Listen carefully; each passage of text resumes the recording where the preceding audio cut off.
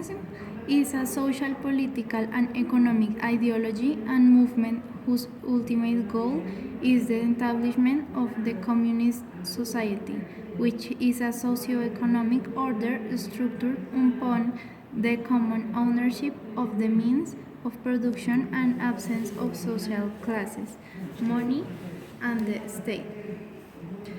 The civil military dictatorship of Uruguay that comprehended 1973 to 1985, governed by a military government that was not bound by the constitution and emerged after the June 27 coup, was marked by the banning of political parties, the outlawing of trade unions, the media, the persecution, imprisonment, and assassination of opponents of the regime.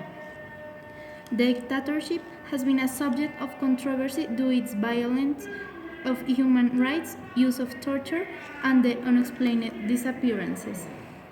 The dictatorship was the culmination of escalation of violence, and authoritarianism is the traditionally peaceful and democratic country. It included the suppression of all former political activity, including the traditional political parties. Many people were imprisoned and tortured, especially left-wingers. Two parties were mutual with the relationships that they established. For these situations, we have in one hand the social representation of the Council of States and armed forces, which are related to abuse of power, totalitarianism, hostility, and authoritarianism. Also, possession of the resources and benefits. On the other side, there is the National Workers' Conventions, CNT, who oppose this regime and are characterized by resistance, uprising, justice, and lack of benefits, and in a position of disability in comparison to the other. Given that there is an imminent hierarchy and abysmal distance between the needs of the community and the elite, we begin to feel loneliness in the nation. Then the National Workers' Convention generates a resistance that is against the repression, making a 15-day strike and challenging stigmatizing ideas. The problem are not listened yet.